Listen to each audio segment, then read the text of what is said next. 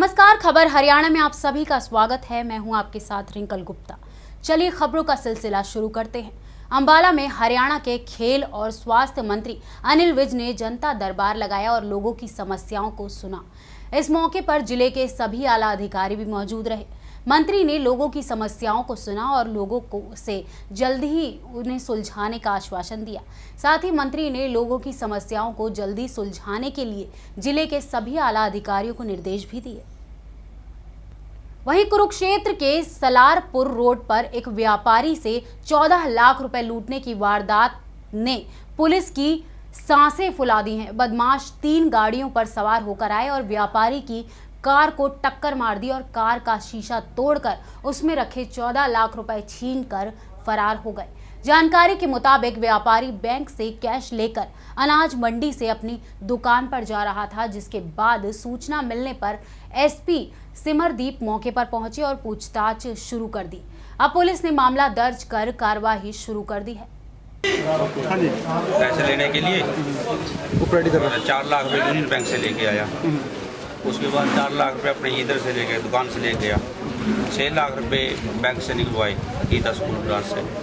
तो उसके बाद कुछ शरारती आए, मोटरसाइकिल की गाड़ी हमने उसके पछाना 14 गाड़ी आगे पीछे लगाई और लड़के को मैंने थप्पड़ मारा और गाड़ी पे डंडे मारे। तो उसके बाद कैश ही निकलवाई। पुलिस मौके पर पहुंची, सूचना दी कुछ नहीं, पुलिस बाद में हमने वीटी करी, पुलिस आई, एसपी साहब भी आए। जो लड़के थे मारने वाले उनको जानते हैं? नहीं, हम नहीं जानते। तो आपने परसों विवाद हुआ, हमने गाड़ी की पछाना उनकी की। परसों जो विवाद हुआ कौन सी गाड़ी थी? हाँ, करेक्ट। हमने पहले भी कंप्लेंट करी हुई है पुलिस। कौन सी गाड़ी थी? सर मैं दुकान से पैसे लेके आ रहा था जी वहाँ पे। जी। इतने में यहाँ आए तो एक गाड़ी आगे अड़ गई जी। मैं बीच में थी, एक पीछे और होगी जी। वहाँ से आ गया। उन्होंने पहले बिंडे ले रहे थे जी, उन्होंने शीशे मारा, इतने पैसे ले गए जी। हम शीशे मारा, हमने कुछ नहीं दिखा, बिल्कुल अंदर कुछ नहीं दिखा। हम बैक ले गए जी वहाँ से। वहाँ फिर हम सीधा निकल गए। कितनी गाड़ियाँ थी, कुछ देखा? वो 3 गाड़ियाँ थी जी उसमें। तो कुछ बोले भी थे, उसे चुपचाप हमला किया और पैसे लेके लुप्त कर लिया? सीधा मारा जी उसमें। मारपीट भी की आपके साथ? नहीं मारा, उन्होंने मेरा धक्का दिया मेरे को। हथियार था उनके पास? गन वगैरह भी थी? नहीं, गन वगैरह देखी दिखाई दी। कितने लाख रुपए थे? 14 लाख। क्या नाम है आपका? रोबिन। ये तकरीबन 1:30 बजे कंप्लेंटेंट ने आके बताया है कि 1:30 बजे के तकरीबन 3 गाड़ियाँ रुकी हैं, जिससे कुछ लड़के उतरे हैं और उनकी गाड़ी पे अटैक किया है और कुछ पैसे लेके सलारपुर। अमाउंट का पता कितना होगा? ये कंप्लेंटेंट ने बताया कि तकरीबन 14 लाख रुपए थे जो गए हैं। पहले भी परसों झगड़ा हुआ था इन लोगों के, क्या आपसी विवाद कुछ बताया जाए? उसी जो झगड़ा है उसको भी हम मद्देनजर रखते हुए इसकी सारी इन्वेस्टिगेशन कर रहे हैं, जल्दी क्लियर करेंगे। आज ये सूचना प्राप्त हुई थी कि सलारपुर रोड पे 2 डिजायर कार और एक सियाज कार जो है, उनमें से 5-10 आदमियों ने आके एक यहाँ पे डोली इलेक्ट्रॉनिक करके एक दुकान है और अनाज मंडी में भी गाड़ी की दुकान है, उनसे 14 लाख मारपीट करके 14 लाख रुपये लूटे। इसकी जांच के लिए यहाँ आए हुए हैं, हम उसकी जांच कर रहे हैं। और इसमें कुछ दिन पहले पता लगा कि इनका किसी बोरसेटा के सरपंच के परिवार वाले के साथ झगड़ा भी हुआ था। उस एंगल में भी देख रहे हैं, जैसी भी कार्रवाई होगी उसी हिसाब जाके आपको सूचित कर दिया जाएगा। सर अज्ञात के खिलाफ मामला दर्ज भी किया गया? अभी वो कंप्लेंट जो भी फाइल करेंगे उसी हिसाब से जो भी कार्रवाई होगी वो करेंगे। अभी वो कंप्लेंट देंगे, उसके बाद कार्रवाई करेंगे। वहीं प्रदेश के स्वास्थ्य मंत्री अनिल विज सत्ता संभालने के बाद स्वास्थ्य सेवाओं में सुधार की बात करते नहीं थक रहे हैं। यह अस्पताल अपने कार्यों को लेकर काफी बार सुर्खियों में रहा है, लेकिन इस अस्पताल में लोगों को अभी तक कोई सुविधा नहीं मिल पा रही है। देखिए एक रिपोर्ट।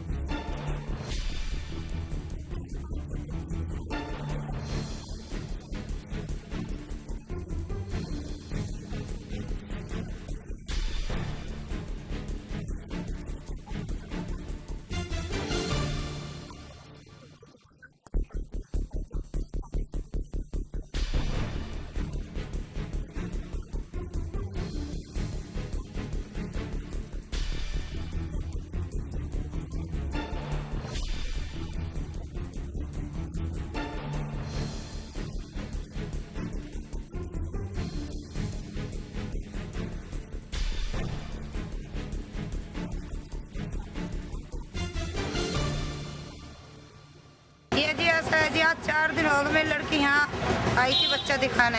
ये बोली बच्चे को दिखा के रहो महीना गैर। लड़की आई, ये बोले जी तुम्हारा दर्द पीड़ नहीं चले और टाइम तुम्हारा पूरा हो चुका है, हम बड़े ऑपरेशन से बच्चा पैदा करेंगे। हमने जी हमने कही भाई देखो दर्द पीड़ नहीं है, हम अभी नहीं करवा रहे। बोले फिर आगे हमारी जिम्मेदारी नहीं है, अब हम जिम्मेदारी उठ रहे हैं। कौन बोले ये? वे बोलिए नर्स, डॉक्टर जो सरकारी हाँ अस्पताल गए। सरकारी अस्पताल वाले।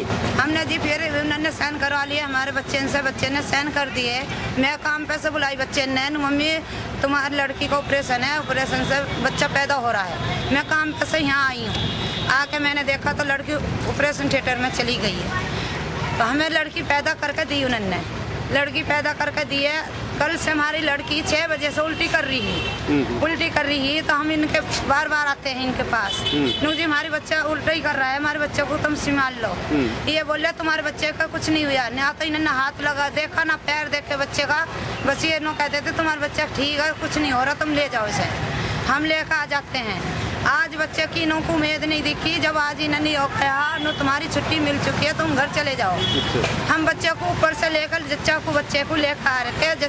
बच्चे ने हमारे ने वो सांस तोड़ दिया, दम तोड़ दिया बच्चे। दम तोड़ दिया हमारे हॉस्पिटल में? हॉस्पिटल में। इससे पहले आपको कहा छुट्टी हो गई आपकी? हाँ जी। कहाँ की रहने वाली है आपकी लड़की? मेरी लड़की गोकलपुर में ब्याही है।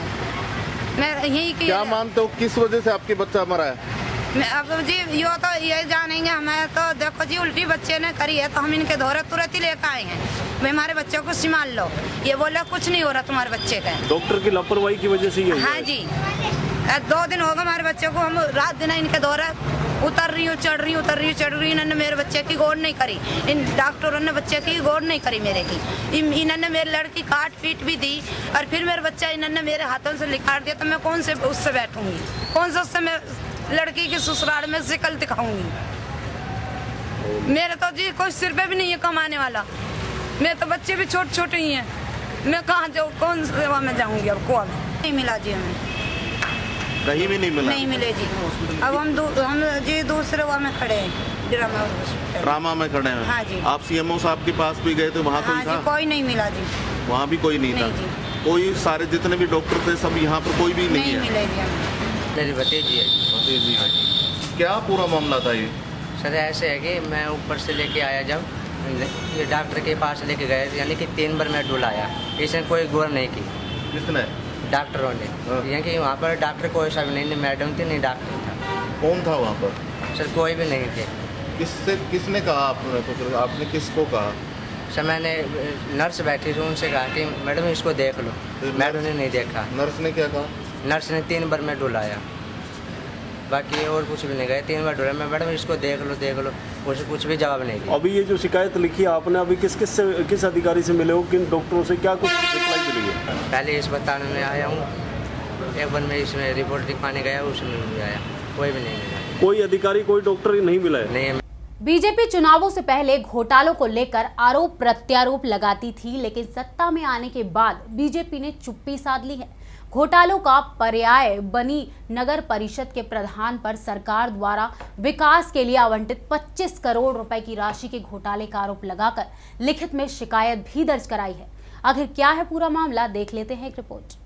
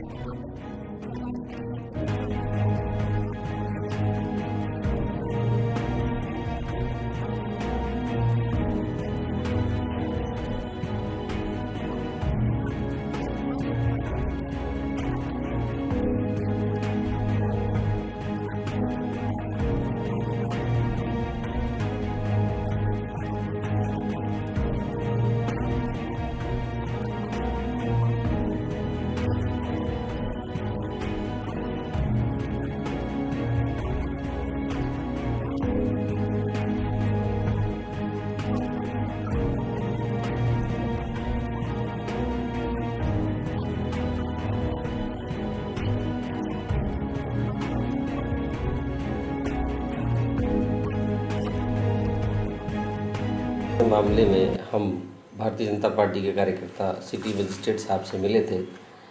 10 अप्रैल को कष्ट निवारण समिति की बैठक में प्रभारी मंत्री राव नरवीर सिंह जी ने इस सारे मामले को सिटी मजिस्ट्रेट जी को सौंपा और अति आवश्यक और समयबद्ध करके इसकी रिपोर्ट देनी है। इसी सिलसिले में आज CTM साहब से मिले। इसमें बहुत सारे पॉइंट हैं जिसमें हमने जो जांच के लिए मांग की है कि नगर परिषद में 3 दर्जन बैंक अकाउंट हैं जो 2 से ज़्यादा नहीं होने चाहिए। उन सारे बैंक अकाउंटों की डिटेल आज सिटी मजिस्ट्रेट साहब ने नगर परिषद के EO को दी है। इसमें जो भी शिकायत हमने की है उसकी इंक्वायरी के लिए भी मुख्यमंत्री कोष से कितना पैसा आया, Rajiv Gandhi urban development scheme के तहत जितना पैसा आया, IHSDP स्कीम के तहत जितना पैसा आया, सॉलिड वेस्ट मैनेजमेंट के तहत जो पैसा आया, वो मैंने जो शिकायत की थी कि इन स्कीम के तहत पैसा आया और इन स्कीमों में पैसा खर्च ही नहीं हुआ और पैसा खत्म हो गया। लगभग 25 करोड़ रुपए की घोटाला मेरे हिसाब से नगर परिषद में है, जिसमें बहुत सारी चीज़ें हैं। डिटेल के साथ हमने शिकायत की, मुख्यमंत्री जी को भी चिट्ठी लिखी, कष्ट निवारण समिति ये मामला आया और अब ये जांच है। मुझे भरोसा है कि इस जांच में सिटी मजिस्ट्रेट साहब समयबद्ध तरीके से इस जांच को सही करेंगे और सही जांच होगी तो निश्चित तौर पर इस पर एक बड़ा घोटाला सामने आएगा। जो सौंदर्यीकरण के चौराहे पर सौंदर्यीकरण के भी जो मामला था उस पर क्या, वो अलग शिकायत है, उस पर अभी जांच शुरू नहीं हुई है। वो भी मैंने शिकायत की है, मुख्यमंत्री जी को CM विंडो के थ्रू भेजा है। 4 चौकों का मामला था जिसमें उन्होंने 3 चौकों पे ही रिनोवेशन किया और पहले एस्टीमेट 35 लाख रुपए का था। बाद में शिकायत करने के बाद वो एस्टीमेट 4 को घटा करके तो 3 चौक हो गए, वो भी 15 लाख रुपए उन्होंने एस्टीमेट में रखा है। हालांकि पेमेंट नहीं की है उन्होंने, लेकिन 15 लाख रुपए का भी मामला ज़्यादा है। उसमें जो एस्टीमेट बनाया गया है उसमें कंक्रीट की टाइल्स लगनी है, जबकि उन चौकों के ऊपर कंक्रीट की टाइल लगने का कोई प्रावधान नहीं, लगी नहीं है अभी तक। प्रधान जी, जो 25 करोड़ की बहुत भारी भरकम राशि है, तो अब कहाँ लगता है कहाँ खुर्द-बुर्द की होगी? ये तो जांच से पता लगेगा। मुझे पूरा भरोसा है, हमारी सरकार है, मुख्यमंत्री जी का, प्रधानमंत्री जी का एक ही नारा है, ना खाएंगे ना खाने देंगे। भ्रष्ट अफसरों के खिलाफ पूरी तरह से शिकायत करेंगे, भ्रष्ट अफसरों को दंडित करेंगे और नगर परिषद में खासकर नगर परिषद की जो चेयरमैन है उसके द्वारा घोटाले किए जा रहे हैं। हमारा एक ही मकसद है, एक ही ध्येय है कि अगर वो घोटाले कर रही हैं तो तुरंत प्रभाव से, जैसे नारनौल के नगर परिषद चेयरमैन को हटाया गया है, इसी तरीके से रेवाड़ी नगर परिषद चेयरमैन को भी पदमुक्त किया जाए। तो नगर परिषद तो इससे पहले भी काफी घोटालों में रही है, जैसे टंकी का मामला था, लाइटों का मामला था, तो क्या उसकी भी कोई जांच करवा रहे हैं? देखिए, 2013-2014 वित्तीय वर्ष, 2014-2015 वित्तीय वर्ष 2 साल की जांच की मांग हमने की है। हमारी मांग मान ली गई है और सिटी मजिस्ट्रेट साहब 2 साल के वित्तीय घोटालों की जांच कर रहे हैं। इन 2 सालों के बीच में जो भी कोई घोटाले या कोई भी नकली काम हुआ है या भुगतान सही नहीं हुआ है तो इनकी जांच चल रही है। जांच तो पहले भी हुई थी, लेकिन जांच का फाइनल नहीं निकल के आया था, तो आप लगता नहीं कि पहले भी जांच हुई उसका कोई निष्कर्ष नहीं निकला? देखिए, आज भारतीय जनता पार्टी की सरकार है, एक ईमानदार मुख्यमंत्री पद पर बैठे हैं और मुझे पूरा भरोसा है कि भारतीय जनता पार्टी की सरकार के राज में जो भी जांच हो रही है निश्चित तौर पर सही होगी और दोषियों के खिलाफ निश्चित तौर पर कार्रवाई होगी। जो काम करवाए नियम के तहत हुए हैं। और अगर खातों की बात करते हैं तो मैंने मेरे टाइम में 20 खाते बंद करे हैं। जो खाते खुले हुए थे मेरे टाइम से पहले खुले हुए थे, मैंने कोई खाते नहीं खुलवाए। हाँ, मैंने ये जरूर किया है कि मैंने 20 खाते बंद करवा दिए। कितने खाते थे टोटल? टोटल खाते तो काफ़ी थे, लेकिन वो बता रहे मैंने 20 खुलवा दिए। आपने, मैं बता रही हूँ आपको। और अगर बात करते हैं घोटाला की, तो ऐसी कोई घोटाला नहीं। हमने जो काम किया है शहर के हक में किया है और नियम से किया है, ऐसी कोई बात नहीं है। ये सब अपनी रोटी सेकने वाली बातें हैं। मैडम, रही घोटाला की और इंक्वायरी हो रही है, जो दूध का दूध पानी का पानी हो जाएगा। इंक्वायरी चल रही है और इंक्वायरी तो मैं तो कहती हूँ, मैं तो ये चाहती हूँ कि इंक्वायरी तो 2006 से लेके और अब तक इंक्वायरी होनी चाहिए। मैं इंक्वायरी में सहयोग करूँगी। मैं चाह रही हूँ ये बात कि पता लगे, मैं भी खुद चाह रही इंक्वायरी होनी चाहिए कि पहले क्या हुआ और अब क्या हुआ। और सही बात तो ये है कि जब से मैं चेयर पे बैठी हूँ, सही काम कर रही हूँ, तो लोगों को कुछ रास नहीं आ रहा। क्या लगता है क्यों रास नहीं आ रहा इन लोगों को? इन लोगों को रास नहीं आ रहा। जब सही काम कर रही हूँ तो ये मतलब बस बेमतलब का मेरे ऊपर प्रेशर बनाया जा रहा है, मेरे को हरासमेंट किया जा रहा है। ऐसी कोई बात नहीं है और मैं जो काम कर रही हूँ नियम के तहत कर रही हूँ, शहर की भलाई में कर रही हूँ। कोई ऐसा काम मैं गलत करना नहीं चाहती जिससे मेरी आत्मा को ठेस पहुँचे। ऐसा है कि जो कुछ ये जो मामला चला रखा है इसमें कुछ नहीं है।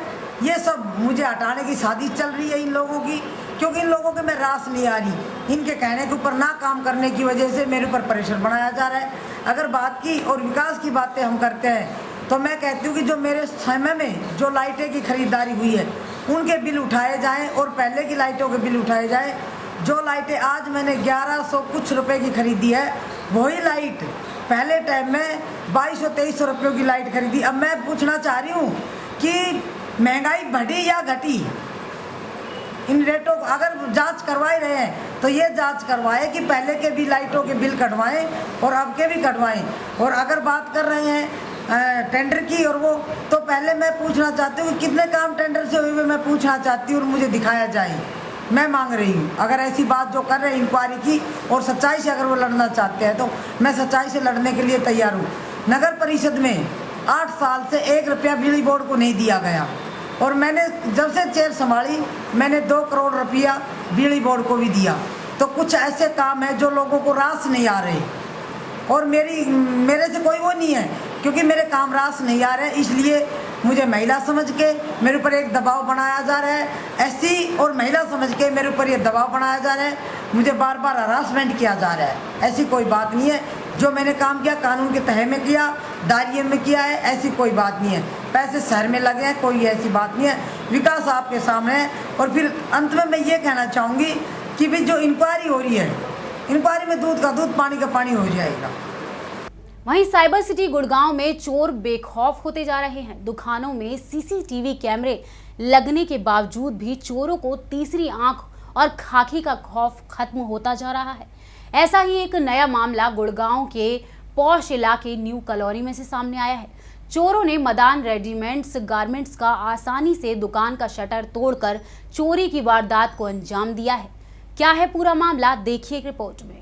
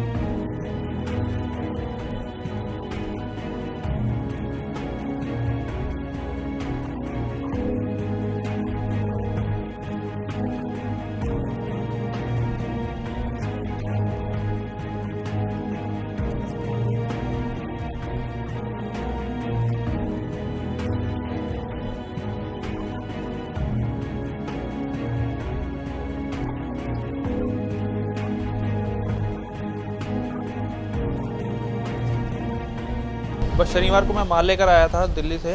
उसके बाद 10-10 बजे हम दुकान बढ़ाकर जो है उसके बाद हम चले गए यहाँ से घर। और सुबह करीब 5:45 बजे एक मंदिर के लिए कोई आए पंडित है आते हैं, तो पंडितों ने मुझे फ़ोन करके इन्फॉर्म किया कि आपकी दुकान का शटर टूटा हुआ है। तो जैसे वही मैं आया तो देखा कि दुकान का ताले वाले सब टूटे हुए थे। तो उसके अंदर फिर देखा माल वाल गायब था। फिर पुलिस स्टेशन गए, रिपोर्ट वगैरह कराई, फिर पुलिस आए, फिर उसके बाद माल का देखा कि क्या क्या है, रात रिकॉर्डिंग वगैरह देखी सीसीटीवी में, सब रिकॉर्डिंग में सब कुछ आ रहा था। तो उसमें देखा कि उन्होंने 2:40 पर वो लोग आए और उसके बाद उन्होंने 15-20 मिनट ताले वाले तोड़े, उनके शटर तोड़ा उन्होंने सारा। और उसके बाद काफ़ी लोग भी आ जा रहे थे रोड पर, लेकिन जब वो छुप जा रहे थे उस टाइम पे। और उसके बाद करीब 5 मिनट वो दुकान के अंदर रुके और उन्होंने दुकान का माल निकाला और गाड़ी में डाल के चले गए वो। तो कितना कैश भी चोरी हुआ आपका? कैश करीब 10-11 रुपये कैश चोरी हुआ है। और कितने माल का आपने? माल करीब 2 लाख रुपए का माल चला गया। आपको किसी तरीके का कोई अंदेशा है कि कल चोरी होने से पहले वो लड़की आपकी दुकान में 2 या 3 दिन पहले आए हों, चेहरा देखकर सीसीटीवी फुटेज में? नहीं, ऐसा कुछ नहीं लग रहा। खबर हरियाणा में अभी के लिए वक्त हो चला है छोटे से ब्रेक का। बने रहिएगा हमारे साथ, देखते रहिए खबर 24 hours.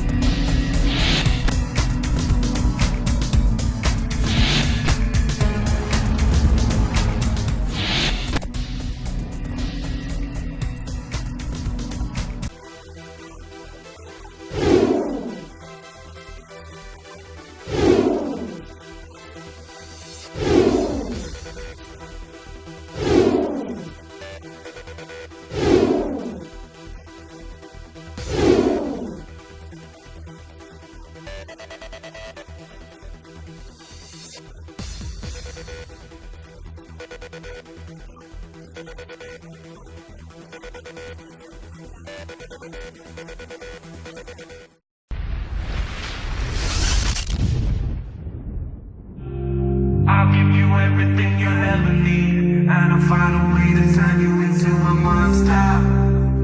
Me and you, we can rule the world, 'cause no one's gonna fuck with me and my monster. I'll give you everything you'll ever need, and I'll find a way to turn you into a monster. Me and you, we can rule the world, 'cause no one's gonna mess with me and my monster. Me and you, we can rule the world, 'cause no one's gonna fuck with me and my monster. Monster!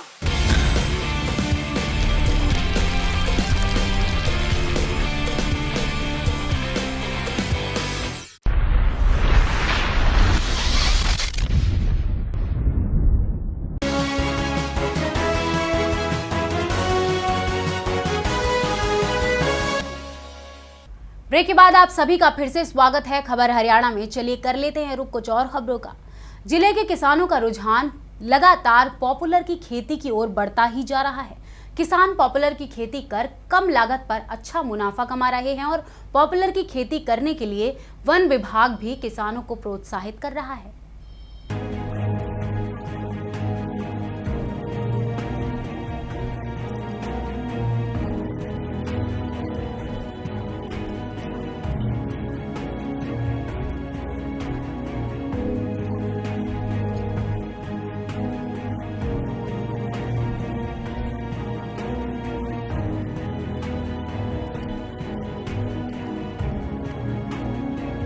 देखिए जी, popular की खेती का समय 15 जनवरी से 10 फरवरी तक रहता है। इसी टाइम इसी पीरियड में लगाया जाता है। पॉपुलर के अंदर हम गेहूं की खेती भी ले सकते हैं, सरसों भी ले सकते हैं, ईख भी ले सकते हैं, क्योंकि गेहूं और सरसों और ईख की जो फसल होती है उस टाइम पॉपुलर पतझड़ हो जाता है, उसमें हमारी फसल ग्रोथ कर जाती है। पूरे यमुनानगर के अंदर एक किसान के पास सहारनपुर में यमुनानगर में अगर 2 एकड़ ज़मीन है या 1 एकड़ ज़मीन है तो उसमें भी पॉपुलर के पौधे लगे हुए हैं, लेकिन वहाँ का जल स्तर अच्छा है। हमारे यहाँ दीमक का प्रकोप ज़्यादा, इसलिए पॉपुलर हमारे यहाँ कम सक्सेस होता है। या नहरी क्षेत्र के साथ साथ पॉपुलर चल जाएगा, अलबत्ता हमारे जो है ना जी बुढ़ेर साइड में नहीं चलेगा। तो कई गांव हैं जहाँ पर पॉपुलर की खेती की तरफ किसानों का रुझान दिनों दिन बढ़ता जा रहा है। हाँ, अलावलपुर में काफ़ी किसान लोगों ने पॉपुलर लगाए, बड़ी अच्छी ग्रोथ है। चांट में भी है जी, तो पॉपुलर से भी रहीमपुर में भी काफ़ी लगाए हैं। पॉपुलर से भी अच्छी पैदावार मिलती है, लेकिन इससे कम, कलौन से कम है थोड़ी। ये जो पॉपुलर है इसका रोपाई का क्या तरीका है और कितने रोपाई का इसका फरवरी में नर्सरी तैयार होती है। नर्सरी अगली जनवरी में जो है इसके पौधे निकाल करके और किसान भाइयों को दे दिए जाते हैं। पिछली बार हमारी सरकार ने 10 रुपये प्लांट के हिसाब से पौधे दिए थे और किसान लोगों ने काफ़ी रुचि दिखाई थी। लोग हमारे जितने भी हमने पौधे उगाए थे, एक भी पौधा हमारे पास नहीं बचा और काफ़ी डिमांड रही लोगों की, ये हमें और चाहिए। मतलब आगे अभी की बार पॉपुलर सरकार ने नहीं उगाया हमारे यहाँ। तो किस हिसाब से अगर ये बिकता है, अगर बाजार में पॉपुलर पिलाई में ही जाता है जी। ये भी जो ना 800-900 रुपये क्विंटल का भाव है आज की डेट में। इसका भी सेम है, लेकिन वजन कलोन सफ़ेदे से कम बैठता है। पैदावार सफ़ेदे से कम है, इसकी आमदनी जो है साल के हिसाब से वो उससे थोड़ी कम रहती है।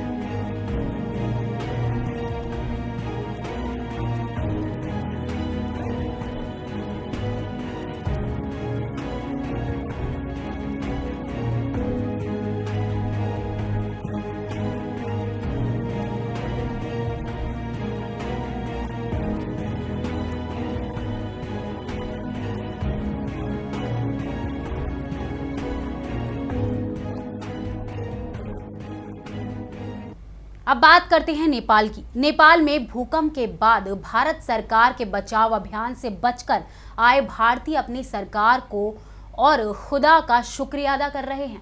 तबाही का मंजर देखकर आए लोग कहते हैं कि भगवान कभी ऐसी हालत किसी को न दिखाए। देखिए रिपोर्ट में।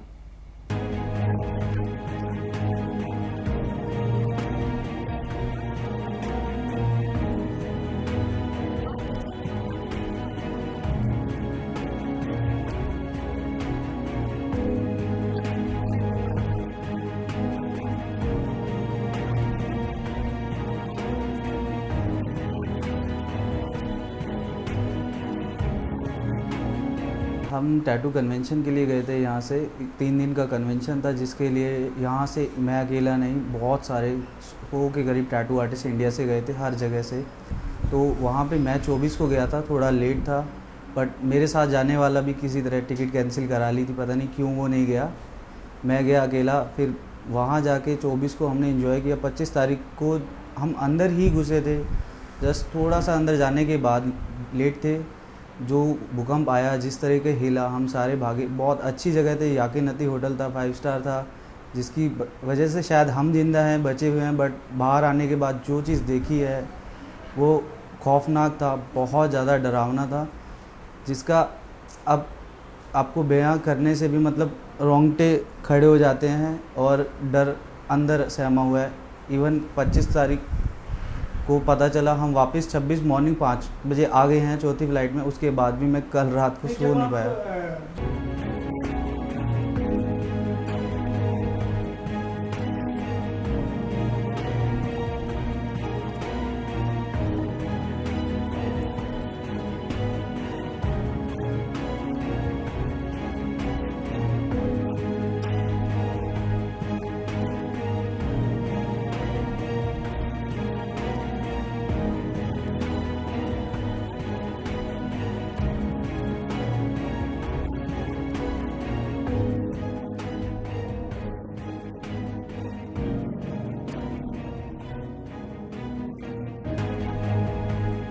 जब भूकंप आया तो कुछ 17-18 सेकंड आई थिंक इतना देर था, जब हम तक बाहर भागते रहे तब तक वो हिल रहा था और बहुत चीज़ें गिरी हैं। ये नहीं कि हम बिल्कुल सेफ थे। झूमर गिरा है, दीवारों से सीलिंग गिरी है, जितने बूथ थे सब गिर गए और मैं भी जाके 3 बूथों पे गिरा था जो टूट गए थे। किसी तरीके से बाहर आए, कईयों को लगी भी है, बट जिस होटल में हम थे उसके पीछे का जो नज़ारा था वहाँ तो ढह गया था सब कुछ, कुछ बचा ही नहीं आई थिंक। और जिससे पूछो तो उसने कहा कि एक था हमारे सामने आदमी जो बचने के लिए पेड़ पे कूदा, उससे पहले पेड़ गिर गया तो तीसरी मंजिल से वो सीधा नीचे आके गिरा। अभी तो नहीं, हमारे वहाँ से एक फॉरेन कस्टमर था जो टैटू करा के निकला है, जिसका आज तक कुछ अता पता कोई किसी का क्लू नहीं मिला है। बट कुछ टैटू आर्टिस्ट हैं जो बच के आ गए हैं, बहुत सारे ऐसे हैं जो बाहर ओपन में बैठे हैं और उनके अभी व्हाट्सअप या फेसबुक किसी तरीके से कॉन्टैक्ट है, भूखे हैं पानी के लिए, क्योंकि वहाँ 2 तरह का पानी होता है। एक बहुत ही गंदा होता है जो आपके फ्लश के लिए आता है, तो वही पानी है पीने के लिए और खाने के लिए। बैटरी नहीं है, लाइट्स नहीं है अभी तक वहाँ पे कुछ भी, तो बहुत रेयरली 10 घंटों में एक मैसेज मिल पाता है। नेटवर्क नहीं है, कहीं किसी एरिया में नेटवर्क है, किसी एरिया में नेटवर्क एक भी नहीं है, सारे मोबाइल बंद हैं, कुछ संपर्क नहीं कर सकते। तो यहाँ से मेरे मोबाइल में कुछ नहीं था, एक कॉल करी, मैंने कहा जो भी बात करनी है मैसेज कर दो। मैसेज हमारे पास फ्री आते हैं, तो हमारे को वहाँ से मेरी वाइफ से अपडेट मिल गया कि एयरपोर्ट भागो, वहाँ पे हेल्प है। हम डर गए कि एयरपोर्ट भी क्यों भागे, कि वहाँ पे तो हर जना जा रहा है, हर टैक्सी वहीं जा रही है, सब लोग वहीं इकट्ठे हैं, तो नहीं जाना चाहिए, सेफ़ है, सड़क पे खड़े रहो बीच में। बट बहुत मैसेज के बाद हम एयरपोर्ट भागे और एयरपोर्ट पे 1.5 घंटे के बाद ही हमें फ़्लाइट वापसी के लिए मिल गई। एयर जो भी है वहाँ का एयर कंट्रोल जो भी कर रहे थे बहुत अच्छे थे, बहुत हेल्पफुल थे, बिना किसी टेंशन के उन्होंने तसल्ली दी, बताया कि इतने लोग अब जा रहे हैं, थोड़ी देर में सबको निकाला जाएगा। और ये अच्छा है कि सिर्फ सबसे पहले मोदी सरकार इतनी जल्दी जागरूक होकर हमारे को निकालने की कोशिश करी उसने। में सबसे पहले वो बुज़ुर्गों को, लेडीज़ को, बच्चों को निकाल रहे हैं, उसके बाद वो जगह है तो जेंट्स को जो क्योंकि सरवाइव कर सकते हैं, बैठ सकते हैं ज़्यादा देर, वो उनको वहाँ पे रखना चाह रहे थे। सबसे पहले उन्होंने लेडीज़ और बच्चों को और बुज़ुर्गों को निकालने की कोशिश। हमारी फ़्लाइट में बहुत थे जो व्हील चेयर पर भी आए हैं, बहुत थे जिनके सर पे, हाथ पे कई जगह लगा हुआ था। उनकी स्थिति उसमें तो एक्चुअली सबसे ज़्यादा हमारे को डरावना ये लगा कि जो वहाँ का खुद नागरिक है वो बाहर आके बैठा है। तो हम क्या सोचें, हमारे पास तो कोई न्यूज़ नहीं है, कोई रेडियो नहीं है, कोई टीवी नहीं है, किससे पूछे, कोई हेल्पलाइन नंबर नहीं है, 100 नंबर जैसे यहाँ है, हमें क्या पता वहाँ किसको कॉल कर रहे हैं, हम तो घूमने गए हैं। तो हम उनसे ज़्यादा डरे हुए थे, हम उनसे पूछे तो वो कह रहे हमें भी नहीं पता। वो खुद रातों को सड़क पे थे, हम रात के 2 बजे सोच रहे कि होटल में जाएं ना जाएं क्या करें, बट वो इतना डरावना था ना कि कुछ नहीं कर पाए हम। और पीछे जाने की तो हिम्मत नहीं थी कि जाके देखें कि वहाँ क्या हाल है। लोगों की कॉल्स आ रही हैं कि आप ब्लड डोनेट करो, प्लीज़ आओ, बट हम ये सोच रहे हैं कि ब्लड डोनेट करने हॉस्पिटल गए तो कहीं हम आ पाएंगे, क्योंकि कितने पुराने हैं जगह। अच्छा ये था कि शनिवार था तो स्कूल और उनके सरकारी दफ्तर बंद थे, अगर ये बंद ना होते तो शायद बहुत बुरा था, और भी बहुत बुरा था ये। हमें जो मेरे को कल यहाँ पे 2 बजे जो झटका लगा, जो 6 पॉइंट कुछ का आप बता रहे हो, यहाँ पे वो कुछ भी नहीं था, लेकिन वहाँ पे 10-12 तो बहुत सॉलिड झटके थे, बहुत। हर बंदा ये कहता है कि ये तो 1-2 बार के बाद रुक जाता है। हमारे को बोले 8 बजे अब कुछ नहीं होगा, जैसे ही हम गए वहाँ पे फिर से यही हाल, हम फिर वापस भाग रहे हैं। तो हमें इतना डर है कि नहीं जा सकते, बहुत डर है कि सामने गिरा हुआ है, कोई मर रहा है, 2 मिनट में हेलीकॉप्टर जा रहा है, यहाँ से कोई आर्मी जा रही है, कॉल्स आ रही हैं, ब्लड चाहिए, वहाँ पे इतने मरे हुए हैं। हम उस साइड पे दूर से भी देखने से डर रहे थे कि क्या करेंगे वहाँ जाके। तो इसीलिए सबसे बेस्ट हमने ये सोचा कि सड़कों पे बीच में खंभों के या बिल्कुल बीच में मिडल में खड़े रहो, यही बेस्ट है। रोड्स की हालत इतनी, पीछे की तरफ तो फटे हुए थे, जहाँ पे जो पुरानी जगह थी वहाँ तो जाने से डर था, बट जो मेन रोड थे यहाँ पे तब भी हर शोरूम के शीशे, ग्लास रोड पे बिखरे पड़े हैं हर जगह। कई तो ऐसे लोग हैं कि आधे फंसे हुए हैं, आधे बाहर दिख रहे हैं, उनका तो बयां करना भी। कुछ लोगों का जो है क्लियर पता चल गया है, जिन्होंने मैसेज कर दिया है फेसबुक पे कि हम हैं, बट बहुत सारे ऐसे हैं जिनके बारे में अभी भी पता नहीं है। एक है भूपी, पंजाब से हैं, भूपी बूम टैटू से। एक है निलॉय दास, कलकत्ता से हैं, जिसके बारे में हम बहुत देर से, क्योंकि ये एक दिन मेरे साथ थे पहले दिन, और अगले दिन इनको हम 12 बजे तक ढूंढते रहे, नहीं मिले। आखिरी में पता चला ये होटल में थे, वापस मिले हैं। उसके बाद से फिर ये हमें दोबारा नहीं मिल पाए हैं कि ये कहाँ हैं, क्योंकि हम तो एयरपोर्ट पे भाग आए। ये लोग थे जो होटल में रुके थे और बहुत गंदे होटलों में थे, 4थे फ्लोर पे थे, तो वहाँ से तो अगर कुछ हुआ है तो शायद बहुत बुरा हो सकता है उनको।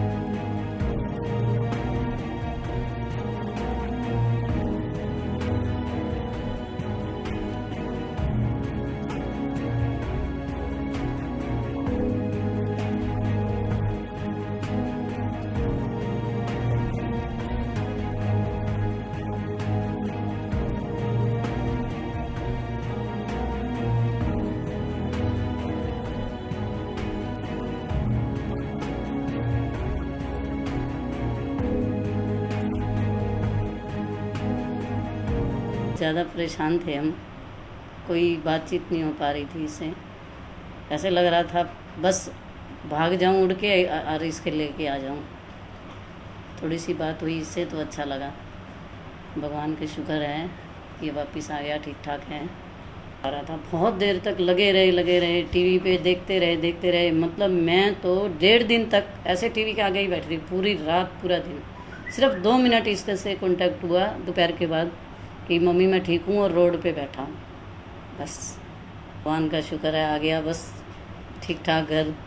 पूरी रात 1-1 मिनट बहुत मुश्किल से काटी। सुबह हम लेने गए इसे एयरपोर्ट पे, लेके आए तो मन को तसल्ली सी हुई।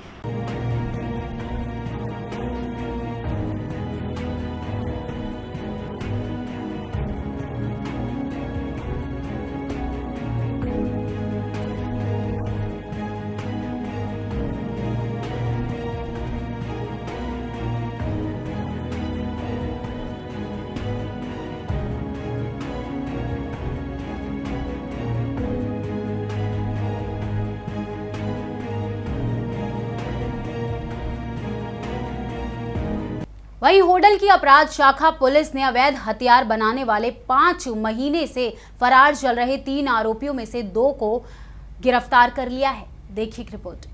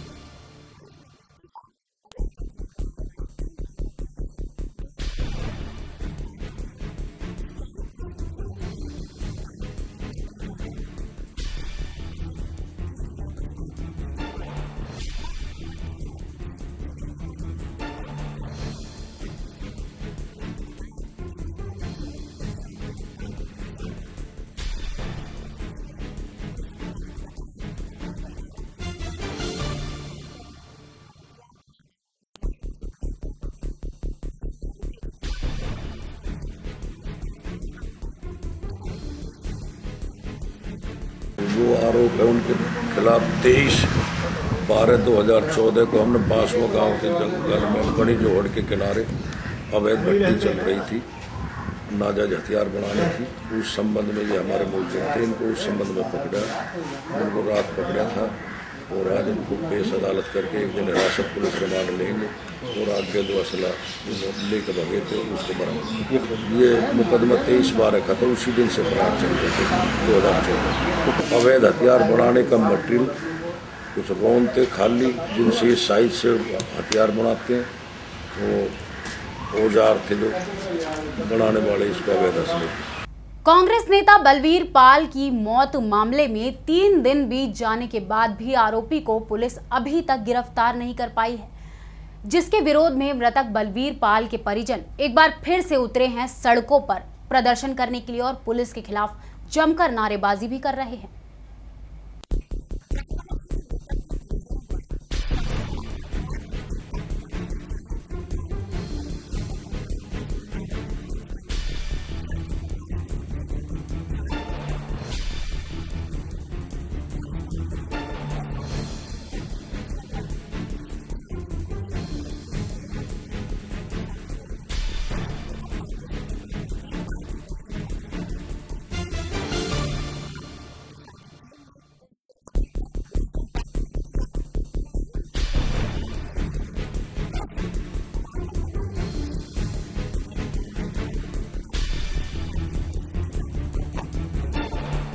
बिल्कुल भी इन्वेस्टिगेशन नहीं हो रही है हमारे केस में। 4 दिन हो गए हैं हमें कंप्लेंट लिखवाए।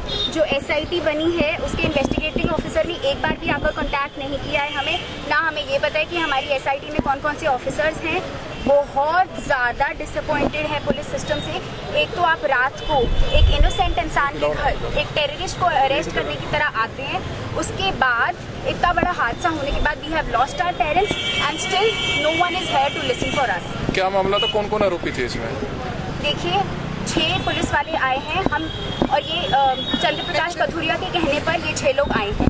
ठीक है, आपसी रंजिश के कारण उन्होंने इतना बड़ा हमारे साथ हादसा करा दिया है, जिसकी वजह से हमें सड़कों पर उतरना पड़ गया है, बच्चों को इतना सफ़र करना पड़ा है इस चीज़ से। आप बताएं, क्या आज जो शांति मार्च निकाला जा रहा है, क्यों निकाला जा रहा है? क्योंकि हम बिल्कुल भी सेटिस्फाइड नहीं है उन पुलिस वालों के डिसीजन से, बिल्कुल भी नहीं। 4 दिन हो गए, हमारे पास कोई इन्वेस्टिगेशन ऑफिसर्स कौन है, हमें किसी भी चीज़ की इन्फॉर्मेशन उन्होंने अभी तक नहीं दी है। क्यों कार्रवाई नहीं हो रही? कार्रवाई कर रहे हैं। क्यों कार्रवाई नहीं कर रहे पुलिस वाले?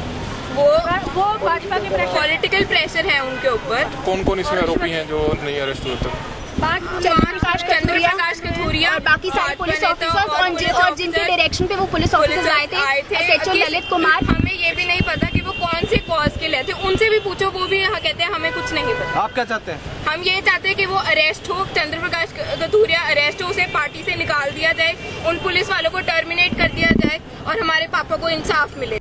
वहीं करनाल के गांव लखपरी के सरपंच सलिंदर कंपोज के गांव अमूपुर के पास आवर्धन नहर में कूदकर आत्महत्या कर ली और उन्होंने गांव के ही 2 लोगों पर उन्हें तंग करने का आरोप लगाया। अपने मरने के पहले सरपंच ने एक सुसाइड नोट लिखा है, जिसमें लिखा है कि उसने प्रदीप और पंचायत सचिव लखपरी और ग्रामीण ओम प्रकाश दोनों अपनी मौत के लिए जिम्मेदार बताए हैं। क्या नाम था और कहाँ के सरपंच थे जी? ये लखपरी के सरपंच थे सुरेंद्र कुमार। तो क्या सूचना मिली थी आज आपको? हमारे को तो ये सूचना मिलेगी, पहले तो ये बोला कि मैं लखपरी वहाँ जान लग रहा इंद्री, मगर अच्छा हर का दुकान पास जो कोई समय चला जाएंगे। तो फिर 11 बजे हमारे को इस बात का पता लगा कि वो तो नहर में कूद गया। 3-4 दिन पहले ये घर नहीं पहुँचा था, मैं इससे बोले मगर भाई रात कहाँ था, तो यार गाँव में तो गाँव सुना परेशान करके गा प्रदीप सेक्रेटरी ना, और इतना ओम प्रकाश है गाँव का ही है पंडित, वो ना 2 जन ना बार दरखास्त देते, पैसे लेवाते एले फैसला कर ला दे, पैसे लेवाते फैसला कर ला दे। 50,000 रुपये एक दिए बना, 30,000 रुपये अभी जस्ट में पेमेंट हुई थी 5 तारीख की, वो पेमेंट दी कटवाएगा 30,000 रुपये में। इसने अपनी चैन भी बेची और गुंठी भी बेची, हाँ तब भी वो प्रदीप नहीं मान रहा था, 2 नंबर का काम कराओ। हाँ तो मानसिक परेशान थे उनका? मानसिक परेशानी से ही इन्होंने ऐसा वो करे। तो सुसाइड नोट में क्या जिम्मेवारी? सुसाइड नोट में तो देख लो जी, आप जो सुसाइड नोट है उसको देख लो, जो भी कुछ है उसमें लिखा हुआ। तो इन दोनों के खिलाफ क्या कार्रवाई चाहेंगे? इन दोनों के खिलाफ कार्रवाई होनी चाहिए जी। तो सलेंद्र जी के परिवार को कुछ तो वो मिलना चाहिए जी, सहायता मिलनी चाहिए, कुछ ना कुछ तो होना चाहिए जी, इंसाफ तो मिलना चाहिए जी। और क्या था जी, मतलब मेन तो है इंसाफ मिलना चाहिए जी। तो क्या परेशान नहीं करते थे? बार परेशान करते थे? बार परेशान, पैसे ले आते जी, पता नहीं कहाँ 2 नंबर पर कहीं साइन करवा रखे, क्या कर क्या ना कर क्या। किस पोस्ट पे थे वो? वो सेक्रेटरी है जी, ग्राम सचिव है, ग्राम सचिव है, दबदा नहीं की मैं किसी से दबदा का, कोई मंत्री होता रहा कोई हो, ऐसे से बोल रहा था। क्या नाम है आपका? क्या नाम है? मेरा जसवंत है, मैं भाई हूँ उसका। क्या सूचना मिली थी जो गांव के सरपंच ने आत्महत्या की है? गांव लखपरी का सलिंदर नाम सरपंच जिसने नहर में कूद कर अपनी आत्महत्या की है। जो 2 आदमी सचिव प्रदीप कुमार व ओम प्रकाश गांव लखपरी का रहने वाला, जिससे तंग आकर आत्महत्या की है। इन दोनों का नाम सामने आया है और डेड बॉडी को अपने कब्जे में लेकर पुलिस को पोस्टमार्टम के लिए भेज दिया है और मुकदमा दर्ज करके तफ्तीश जारी है। तो मोटरसाइकिल भी वहीं मिली थी? मोटरसाइकिल भी मौके पर थी और इसका पर्स से एक सुसाइड नोट दिया था। तो सुसाइड नोट में क्या जिम्मेवार ठहराया इनको? 2 आदमी को, सचिव को भाई वो मेरे से पैसे मांगता था और ये दरखास्त वगैरह दे करके मेरे खिलाफ रिकॉर्ड प्राप्त करके और मेरे से पैसे नाजायज ऐंठता था ओम प्रकाश की। मानसिक तौर पर परेशान करते थे? परेशान। मामला दर्ज कर लिया गया? मामला दर्ज करके तफ्तीश जारी है, जैसे भी हो गया आप एक बार अमल। खबर हरियाणा में फिलहाल मेरे साथ बस इतना ही। देखते रहिए खबर 24 आवर्स। नमस्कार।